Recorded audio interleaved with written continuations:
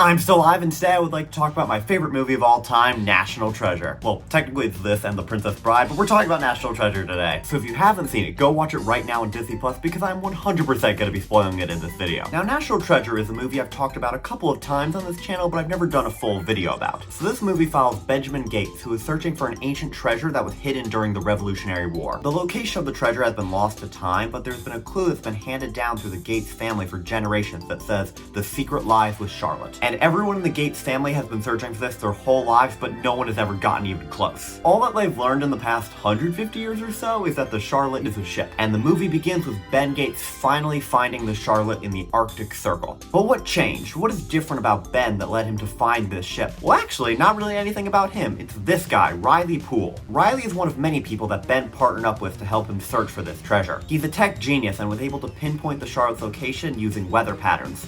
Unfortunately, he's also kind of the punching bag of the group. Now, the other person that Ben partnered up with is Ian, who is played by Sean Bean. I'm not going to mention the names of all the actors, I just think it's funny that Sean Bean is playing Ian. Get it? Because their names are so similar, I don't need to explain this joke anymore. So Ian has a tremendous amount of wealth and capital and has become friends with Ben. He also has a large crew of thugs that work with him. But anyway, they dig up this old ship and basically find that it does not actually have the treasure at all. Instead, it has barrels of gunpowder, inside one of which is a pipe that leads to a palm that essentially says that there's a treasure map hidden on the back of the Declaration of Independence. Yeah, I know it's a bit convoluted, but just bear with it. So Ben and Ian get into a fight over this because Ian wants to steal the Declaration of Independence, but Ben wants to try and find another way. This leads to Ian pulling a gun on Ben and Riley. But ever crafty, Ben escapes by setting off the gunpowder, and he and Riley get out through a smuggler's hole. Ian and his thugs get out of the way just in time and believe Ben and Riley to be dead. Now, this is such a perfect opener to this movie. It sets up 2 out of 3 of our main characters and also is a great intro to what I think is one of the best movie villains. Because Ian is essentially Ben's mirror, except just a bit less clever and with more resources at his disposal. Also, I don't know if I made this clear already, but I love Riley and especially he and Ben's dynamic. There are so many things in this movie that Ben never would have been able to do without Riley, and also, as I said before, I'm a bit of a sucker for a well-written duo. After this, Ben and Riley go to Washington, D.C. and are essentially laughed out of the Department of Homeland Security and the FBI for trying to tell them that someone is going to steal a treasure map that is on the back of the Declaration of Independence. So they go directly to the National Archives and meet with our final main character, Abigail Chase. Abigail is a big history buff as well as Ben, and humors them for a little bit, but essentially just tells them that there is not a treasure map on the back of the Declaration of Independence. And the problem is Ben and Riley have no real proof, because the pipe that they found on the Charlotte,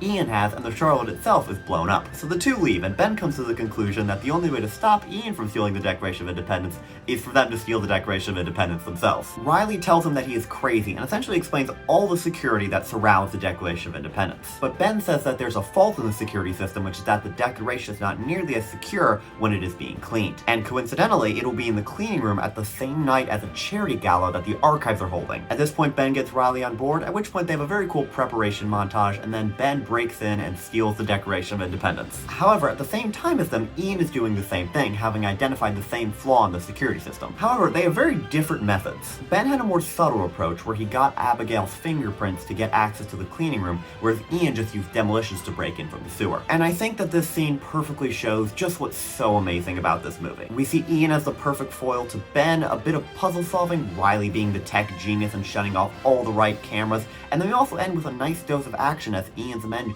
shoot at Ben as he tries to exit through an elevator. Continuing, Abigail gets suspicious why the guy who was asking about a treasure map on the back of the Declaration of Independence is suddenly at their charity gala, so she ends up following him out. At which point security finds out that it has been stolen and then they call the FBI. Then we get a very cool chase scene where Abigail ends up getting caught up in the whole thing, and Ben, Riley, and Abigail just barely get away. They wind up in some random park where Abigail tells them that they have to give back the Declaration of Independence, whereas Ben says that they just can't do that. So then Abigail says that she'll go with them because she's not letting the Declaration of Independence out of her sight anymore. The reluctant trio realizes that they can't exactly go back to Ben's house since the FBI are probably already on their way, so they go to his dad's house instead. His dad gave up on the hunt after having failed at it his whole life, but he's still excited when he sees the amount of progress that Ben has made. Anyway, they learn that in invisible ink on the back of the Declaration of Independence is a cipher that leads to specific letters from a series of messages that Benjamin Franklin wrote. Unfortunately, these letters are being displayed in a museum in Philadelphia, so Ben, Riley, and Abigail all have to go there. At this point, Abigail realizes that the whole thing isn't made up, and she actually starts to get invested in finding this treasure, and then the whole dynamic of the group is complete. In case you hadn't figured it out already, Abigail is the romantic interest for Ben, but she's also so much more than that. They have chemistry the whole movie, but the whole love thing only comes into play about a half hour before the end. I think that's a good way to do a love story in an action movie because it doesn't take away from any of the actual puzzle solving,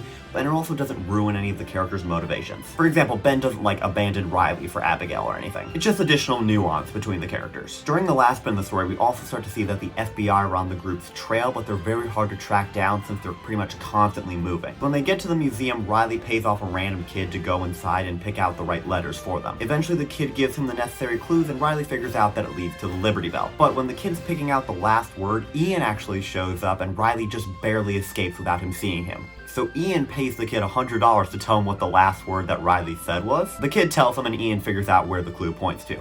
Wow, that kid really got a lot of money that day. So this is another great moment for our villain because he figures out the puzzle with almost none of the information, and also it shows he's not heartless. He gave a kid $100 after all. Ben, Abigail, and Riley come back together and learn that the clue points to Independence Hall where the Liberty Bell was initially. Specifically, they need to go there at exactly 3 p.m. so the sun hits the right spot for them to find the next clue. They go there and find a pair of spectacles hidden in a brick, but then Ian finds them. They get in another cool chase scene, and Ben decides to split up the decoration and the spectacles. He takes the glasses, whereas Riley and Abigail take the decoration. Ben gets away successfully, and so do Abigail and Riley eventually, but they lose the decoration to Ian. And it is at this point that Ben is finally arrested by the FBI. Also, the FBI in this movie are actually pretty good. The director is cool, and they're pretty fair and actually kind of competent. The FBI director tells Ben that they're going to apprehend Ian, and he can try to help them if he wants to. Ben agrees, and he and Ian meet back up to hand the decoration over. However, he actually escapes the FBI with Ian's help. He gives Ian the spectacles and shows him what the clue is. Basically, the spectacles are colored and show yet another secret message on the back of the decoration. Then Ben, Abigail, Riley, Ian, the rest of his crew, and also Ben's dad, who he kidnapped for leverage, all head to Trinity Church. This is where the spectacles clue led, and they enter through the final puzzle through someone's grave. This is a pretty interesting guy to volunteer for his grave to be part of a super elaborate puzzle. Underground is a decrepit old staircase that leads downward. One of Ian's men falls to his death, but otherwise they make it to the bottom unscathed. There they find an essentially blank room with murals of the all-seeing eye on the walls and a single lantern hanging from the ceiling. Ian asks where the next clue is, and Ben's dad tells him that the lantern is the clue and it leads back to the Old Norse Church in Boston. Ian believes them and leaves them trapped right down there while he and his men go to check Boston. And this scene is great because it shows that while Ian is very clever, he does not have Ben's history knowledge, and that's what really sets them apart. However, Ben and his dad trick them, and the treasure is actually right behind that very wall. The all-seeing eye mural actually opens up using the pipe all the way back from the Charlotte as the key, which is just so amazing to tie the first puzzle to the last puzzle. Then they get to the treasure room and they escape from there. Ben meets back up with the FBI, gives back the Declaration of Independence, and tells them about the treasure that is right beneath them. The director is then fair, arrests Ian and his men back in Boston, and lets Ben, Riley, and Abigail go free. They also get to keep a 1% finder's fee of the treasure. Actually, I think it might be less. I think they took a 0.25%. But Riley rides off into the sunset in a Ferrari, and Ben and Abigail confess their love to each other and buy a mansion together. Then the credits roll. So that is National Treasure, my favorite movie. And it's just so good. I love history and puzzles, and this movie is just the perfect blend. It is good characters, great acting, is well written, also has an amazing soundtrack that I highly suggest you go listen to. Also, if you haven't already, go watch the movie yourself, although I must warn you, it's gonna make you look for ancient treasure in your backyard. This was a very different video, but somehow the next video is gonna be the 100th Brothers Murphy video. Anyway, thanks for watching, and Nate, I'll see you on Tuesday.